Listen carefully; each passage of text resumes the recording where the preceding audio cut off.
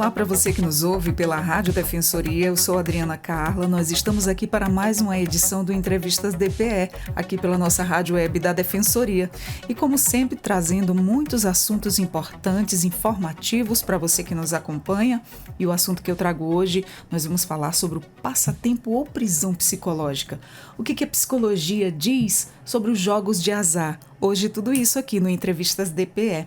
Eu estou aqui com a nossa convidada já para falar desse assunto, porque quando o jogo deixa de ser um lazer e passa a dominar a vida, isso é preocupante, né, gente? Então nós recebemos a psicóloga Bárbara Vanderlei, que vai nos ajudar a entender como as apostas e os jogos de azar, eles podem afetar a saúde mental. Então já se liga na nossa conversa do começo ao fim, porque é muito interessante. Desde já, você pode conhecer alguém que se identifique com esse assunto, já compartilhe essas informações. E eu já estou com a nossa convidada aqui de frente comigo, para mim. Bárbara, seja muito bem-vinda ao Entrevistas DPE. Adriana, muito obrigada. Fico muito feliz por ter sido convidada para falar sobre um assunto tão importante e tão atual. Prazer é todo nosso em recebê-la e desde já muito obrigada por você ter disponibilizado o seu tempo e vir aqui transmitir aí as informações para quem nos acompanha. Primeiramente, quais são os sinais psicológicos mais comuns de que uma pessoa está desenvolvendo um vício em jogos de azar? Os sinais mais comuns são quando a pessoa deixa de sentir prazer naquilo que ela habitualmente sente, né? Vou passear com a minha família. E depois ela troca esse prazer de passear com a família para jogar, para ficar mais isolado. Ele também começa a mentir, a pessoa começa a mentir. E ele tem uma preocupação excessiva com os jogos. A prioridade deixa de ser a família ou o trabalho para ser os jogos. Entendi. E isso é muito preocupante, né? A pessoa vai aos poucos se anulando da vida e se a família, quem está ali do lado dessa pessoa, não se atentar, fica as coisas se complicando cada vez mais, né? A pessoa, isso se torna um vício, né? Sim. E todo vício não é nada saudável para a vida de ninguém. A gente pensa muito nas polaridades, né? O que é saudável até um certo ponto, a gente fala muito de remédios, né? O remédio, Isso. Até um momento, ele é muito bom. E quando passa desse momento, ele vira um veneno. Então, da mesma forma, os jogos e diversas outras interações, né, que a gente tem. Os jogos, no começo, ele pode até ser saudável, tanto que na infância a gente brinca muito. É natural que a gente brinque, a gente desenvolve muito jogando. Mas passou de um certo ponto, aquilo se torna um vício. E aí vira prejudicial para a nossa saúde mental e física. E o que leva a pessoa a começar a apostar compulsivamente? Existem aí fatores emocionais ou sociais comuns? Sim, assim, pode começar por influência de amigos, influenciadores digitais, que hoje é muito comum ver nas redes sociais. Também o acesso facilitado aos jogos. Muitos jogos, eles têm até um incentivo, né? Tipo, eles dão 100, 150 reais para você iniciar. E com isso vai viciando. Os jogos, eles são preparados para viciar a pessoa.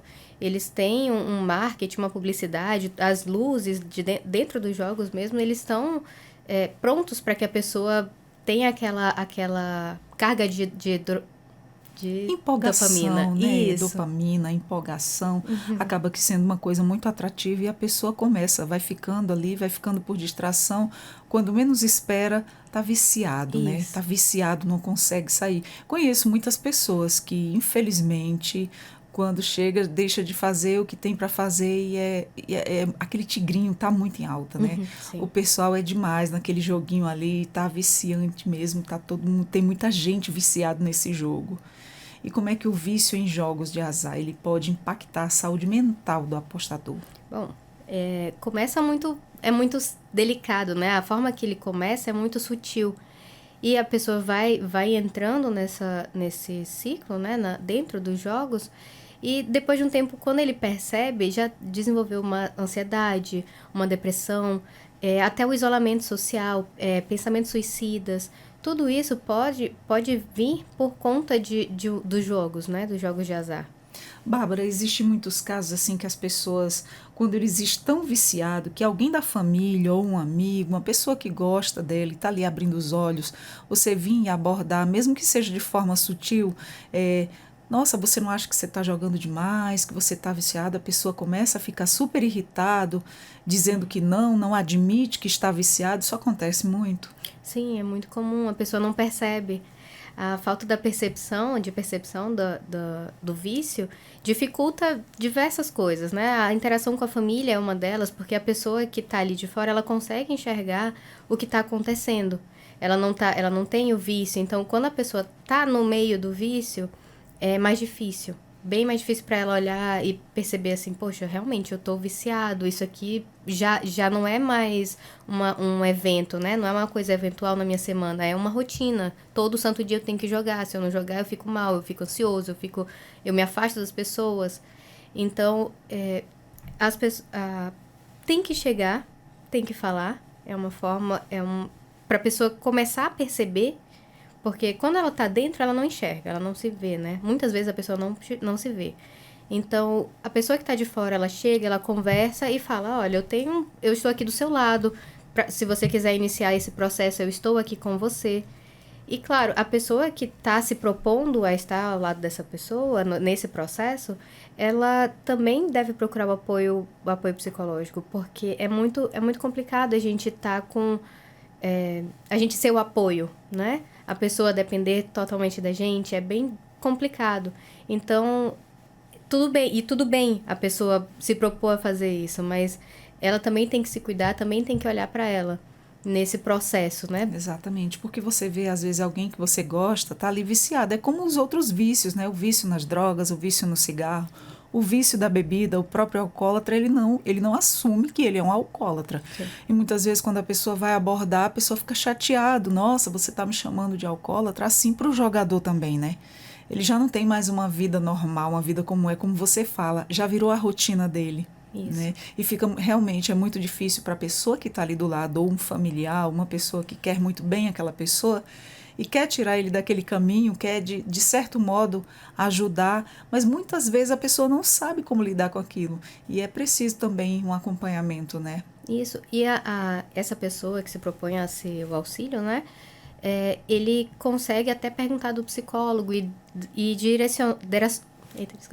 perguntar direções para esse psicólogo, para esse profissional, como agir com essa pessoa que está jogando, o que ele pode fazer para ajudar.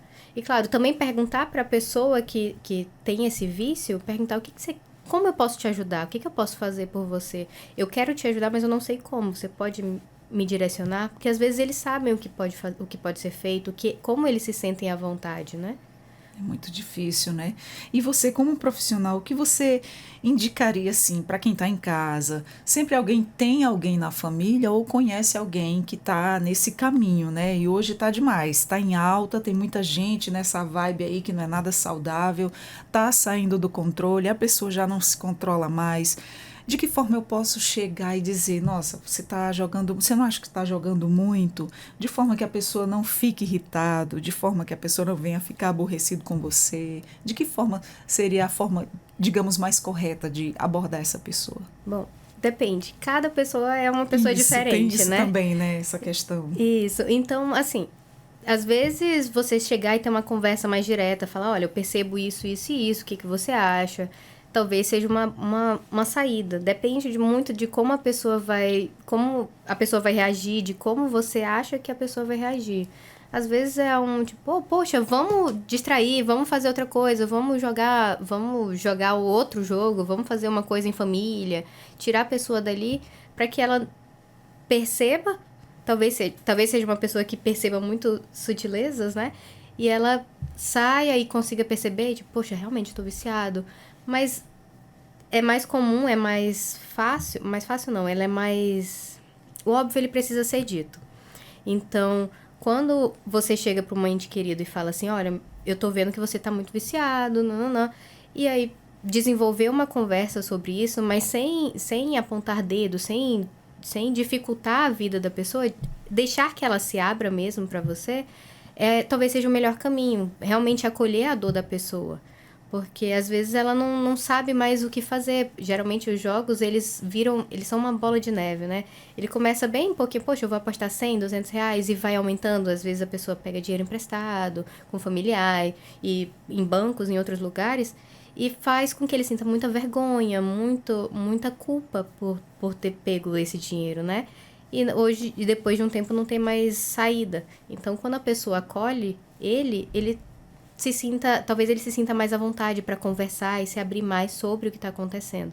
E tem pessoas difíceis, né? Que não se abre, não conversa, não pede ajuda e não recebe ajuda.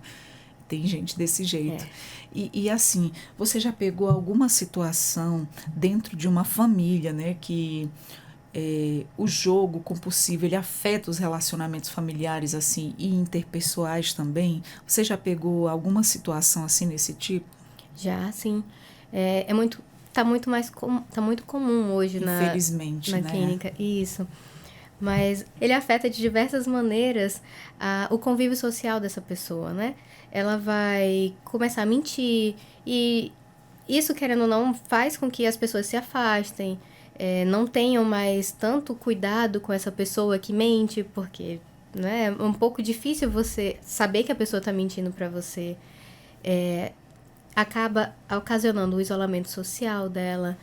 Ela traz muitos problemas dentro da família, porque por conta disso, o jogo ele afasta as pessoas dele, né? Ele vai priorizar o jogo ao invés de estar com a família, ao invés de estar com os amigos, e afasta todo mundo.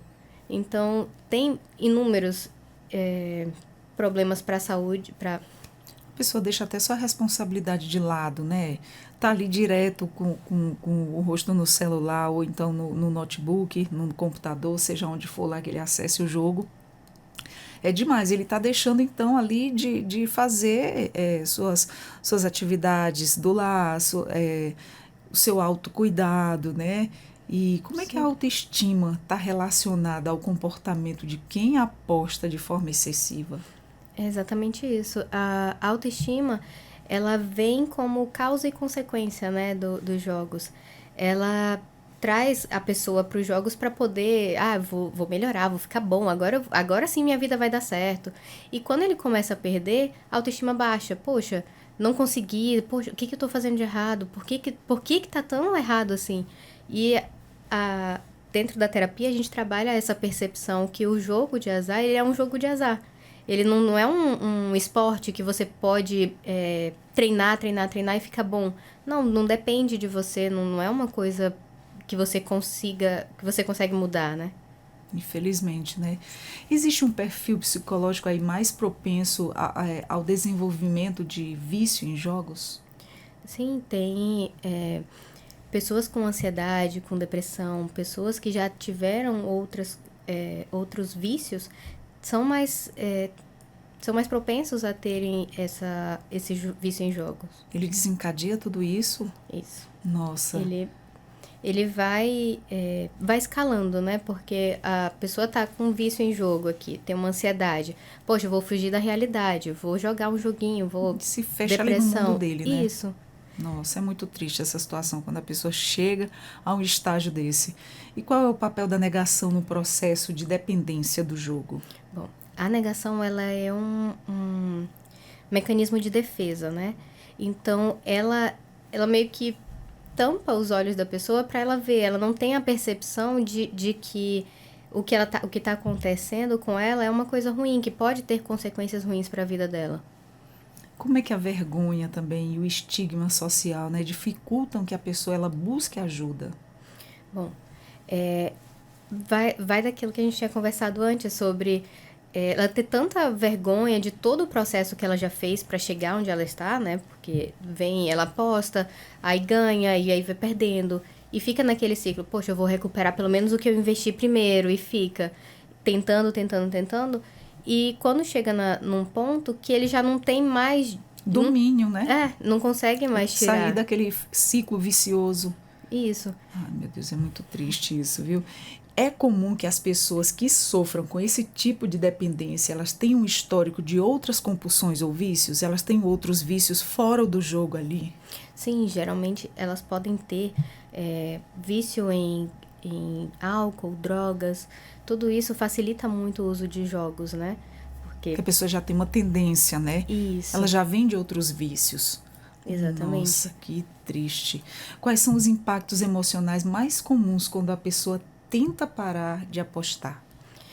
Aí a gente pensa muito na abstinência, né? Onde a pessoa fica muito irritada, Exato.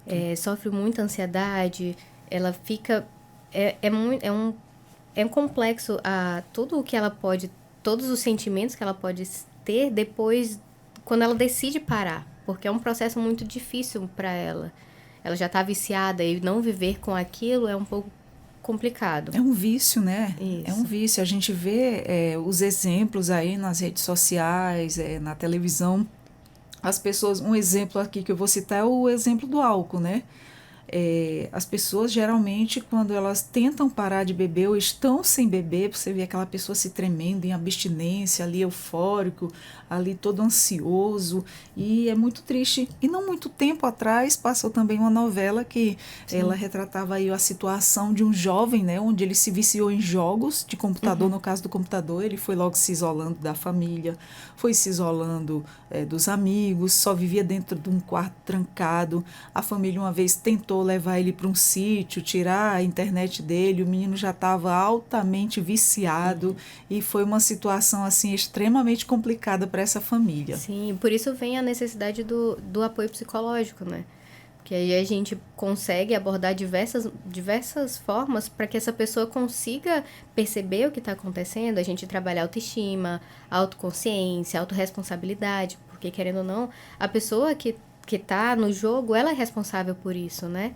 Então ela tem que olhar para o que está acontecendo e perceber que aquilo lá não traz consequências boas, né? E o importante seria, antes que o vício chegasse, a pessoa já tivesse esse olhar, né? Porque depois que o vício está ali instalado, fica muito mais difícil da família tentar reverter essa situação. Eu me lembro que, assim, quando eu estava assistindo essa novela, que eu achei muito interessante, porque foi o começo de tudo, né? Onde, assim, a gente já estava ali com internet, celular com mais facilidade, os jogos aí acontecendo e os nossos jovens aí fissurados em jogos, todo tipo de jogos. E aquilo ali retratou e me chamou muita atenção pelo fato da gente ser mãe de família, né? Então, uma coisa que eu vi, para você ver como situações são valores diferentes, criações e formações diferentes, educações diferentes. Cada família é uma família, com os seus valores diferentes. Então, eu olhando no meu ponto de vista, a questão da falta de se impor, dos pais se imporem, né? Eu sentia, e eram pais estudados. A mãe, se eu não me engano, um era advogado, outro não me recordo a profissão. Eram pessoas assim que tinham conhecimento. E era aquela coisa de não ter pulso de forma alguma. Tá certo que em muitas situações não é o correto você agir abruptamente, mas ali eu notei ali as famílias de hoje, muitas famílias de hoje, deixa correr solto, né? Sem nem uma pequena tipo de controle ali sobre o seu filho, sobre a sua família, porque eu acho que em tudo na vida, assim, na minha opinião, você tem que ter um pouco de pulso, você tem que dar limites, né? Porque quando você não dá limite, pior vai ficando. Assim, em relação a jogos de computador, é possível colocar os limites, impor horários, e tudo isso é possível dentro desse ciclo, né? Dentro dos jogos de computador. Mas quando a pessoa tá no jogo de azar, é um pouco mais complicado, que ele pega no celular, é rapidinho, vou fazer uma aposta aqui, é bem rápido. E, tipo, pode atrapalhar o trabalho, ele tá Mais no trabalho, complicado, ele né? mexe aqui, Nossa. ele segue a pessoa em todos os lugares, né? Exato, é complicado, né? E quando o vício está instalado, pior ainda. Sim. Nossa. E como é que a psicoterapia ela pode ajudar uma pessoa a romper o ciclo do jogo compulsivo? Bom, ela vai, através da psicoterapia, ela consegue trabalhar a autoestima da pessoa, a autorresponsabilidade, que a pessoa perceber o que está acontecendo, né? E fazer alguma coisa sobre isso, a autoconsciência. E trabalhar também o aspecto social da pessoa, mostrar para ela o que está acontecendo. Poxa, olha só como está a sua vida. Você percebe que as pessoas, você não está mais perto da sua família, você não está mais tão próximo quanto você era antes. E assim a pessoa consegue, com o olhar dela, mas claro, isso dentro da abordagem da Gestalt terapia, a gente consegue trazer esse olhar da pessoa, né?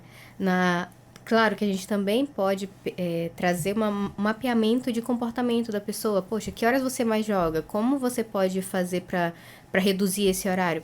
Eu vou, sei lá, vou sair com a minha mãe, vou sair com os meus irmãos, vou sair de casa para não ter que jogar. E aí ele mesmo consegue criar estratégias que sejam boas e funcionais para ele. Exato. E existe abordagens terapêuticas mais eficazes aí para tratar o vício em apostas? Tem a TCC, a Terapia Cognitivo-Comportamental, ela é muito boa, ela traz essa questão do mapeamento comportamental, traz essa questão de verificar o início da patologia, né, do vício, do vício em jogo. E tem também a Gestalt terapia, que traz um aprofundamento maior na questão do ser como ele é, né, de ver a pessoa como um todo. A Gestalt, ela tem essa visão de que a pessoa não é só o jogo, ela tem uma percepção de que a pessoa é o passado, ela é presente, é o futuro, ela é tudo que aconteceu com ela não é só aquilo, né? Ela é um conjunto de coisas e fatos que aconteceram com aquela pessoa. Então, tudo isso ajuda bastante, são ferramentas, são abordagens psicológicas que ajudam na recuperação da pessoa. Como é que a família ela pode apoiar uma pessoa que está aí já enfrentando esse problema? De que forma? A família, ela é a base, né, da pessoa. Ela vai ajudar, mas, entretanto, a família ela tem que entender que ela tem o espaço dela e que ela tem um limite, né? A pessoa vai até onde ela quer ir. A pessoa tem que ser responsável pelo seu processo. Se ela quiser sair desse vício de jogos, ela vai sair. Ela vai tentar, não que ela vá sair de uma maneira fácil, mas ela vai conseguir pedir ajuda de uma forma mais rápida. Poxa, mãe, eu acho que eu tô exagerando um pouco no jogo, você pode me ajudar? Poxa, o que eu posso fazer? Vocês podem me dar opiniões? Me levem num posto de saúde para eu falar com um psicólogo, porque talvez ele me direcione para algum lugar. Tem CAPS, a família também pode incentivar a pessoa a procurar lugares, né? Profissionais de saúde. Tem também Jogadores Anônimos, que ele é um site, tem em vários outros lugares, né, do país, tem em São Paulo, Rio de Janeiro. Lá eles têm esse apoio presencialmente, mas eles também fazem online. Então manda mensagem para eles, poxa, o que eu posso fazer? Como vocês podem me ajudar? Talvez tenha algum grupo online, né, sobre jogos de aposta, jogos de azar. Interessante. E tem situações assim que quando o apostador já está viciado, que ele já começa assim, é que nem um viciado em drogas, né? Vamos fazer essa comparação. Quando o viciado ele já está ali muito dentro do vício, ele começa a pegar que ele já está sem dinheiro, que ele já gastou o dinheiro dele todo com droga, o dinheiro faltou, acabou. Muitas vezes essas pessoas elas acabam que perdendo o emprego, se afastam da família, já começa a querer pegar as coisas dentro de casa. A gente vê muito isso, né? Infelizmente, começam a pegar as coisas dentro de casa para vender, para poder comprar a droga. E já aconteceu em jogos essa situação semelhante? Sim. Nossa. O jogo, a pessoa, às vezes, ela perde a percepção de que aquilo ali é ok. Tipo, poxa, eu preciso dessa televisão, a minha família precisa da televisão, não sou eu que preciso, então eu vou vender. Então, não tem muito um critério. Chegam num ponto que eles não têm mais um critério. Não tem mais um discernimento, Isso. né? O vício está tão instalado ali na pessoa que ele não está se importando com os outros. Ele só está vendo ali como é que ele vai fazer para adquirir o vício dele, porque, né? na verdade, o que ele quer recuperar o dinheiro que ele perdeu. Então, uma televisão é um custo pequeno para recuperar tudo e talvez conseguir até um lucro com isso, né? É complicado, né? Muito complicado. É bem mais sério do que a gente pensa. E é possível prevenir o vício em jogos de azar? E que tipo de educação emocional poderia ajudar? Sim. A gente pode, claro, começar com palestras em escola, nos locais de trabalho. Muito importante. Sim, viu? é muito fácil, é muito mais fácil a gente começar na escola, onde as crianças estão começando a perceber essas coisas, onde estão vendo essas coisas, que eles já tem essa prevenção, né? Mas para um adulto que já a faixa já dos 20 anos ali pra frente, já é um pouco mais complicado fazer essa psicoeducação, né? Então, é autocontrole, tem que trabalhar isso na terapia também, o autocontrole, a percepção dele do que ele pode fazer. E, claro, o ideal seria nem começar a fazer os jogos, né? Nem começar a jogar. Porque aí você já previne tudo isso, você não joga, você não dá a chance daquele jogo te viciar. Exato, porque é como o vício da bebida. Não toma o primeiro gole, você não sabe como é que você vai lidar com isso. Se você vai beber socialmente ou se você vai virar um futuro viciado, né? Sim. Então, o melhor é evitar, né? Exatamente. E o importante de vocês estarem começando esse trabalho, a escola é a base de tudo, é ali onde estão todas as crianças, criações de diversas formas, é ali onde eles estão naquela faixa etária mais receptivos, são mais esponjinhas para absorver toda a informação. Porque quando já está ali o adulto mais formado, já fica mais difícil, né? E a criança, ela até ajuda a perceber na família também. Exato. Já fala, já alerta o pai, já alerta a mãe. Olha, não pode isso, a gente aprendeu isso e isso. Eu acho muito interessante que eu tenho um filho na fase escolar e quando eles têm esses aprendizados, esses ensinamentos lá na escola, ele chega em casa comentando e é muito interessante. Olha, mamãe, hoje a gente teve um aprendizado disso. Aí ele vai me ensinar. E eu acho super interessante. Eu disse, nossa, que maravilha, que coisa boa. Apesar de que a gente sabe que a educação ela tem que partir de casa, né? Da família. A família tem que educar, mas nem Sim. todo mundo está ali atento para tudo. Tem muitos pais ocupados, tem pais que realmente não dão atenção a isso. Vai criando aquele cidadão ali, sem aquela criança, formando aquela personalidade ali, sem muito ensinamento. E aí está aberto a vários tipos de coisa, né? É uma coisa que a gente tem que parar e pensar, ensinar muito os nossos filhos. Isso. A gente pensa que os pais, eles estão fazendo o melhor que eles podem, né? Então, às vezes eles não têm um conhecimento sobre os jogos, sobre as consequências desses jogos que os filhos estão jogando. Então, por isso é super importante também ouvir nos podcasts, nas rádios. Claro. Porque trazem conhecimentos de maneiras diferentes, profissionais que estão habilitados para falar sobre, e trazer esse conhecimento para dentro de casa, para os pais, para os filhos. Às vezes todo mundo, vamos sentar aqui, vamos escutar o rádio, fica todo mundo escutando podcast, tudo. E isso agrega valor na família, e é uma coisa em reunião, tá todo mundo junto, então todo mundo consegue absorver, depois conversar sobre, né? Claro, isso é muito importante, é por isso que eu sempre falo aqui, quando a gente tem uma conversa com os profissionais que passam por aqui com a gente, eu sempre peço que os nossos ouvintes, eles compartilhem a informação, porque é muito importante. Ou a sua família está passando por aquela situação e precisa ter essa devida informação, ou você conhece alguém que está dentro dessa situação, tem algum parente passando por isso e precisa ouvir isso, e é muito importante. E você mesmo como amigo, é uma forma de ajudar, Sim. Não é verdade, Bárbara? Olha, essa entrevista que eu vi, eu achei parecida com você está jogando muito. Ouve isso aí para você ver o que a psicóloga falou em relação a isso.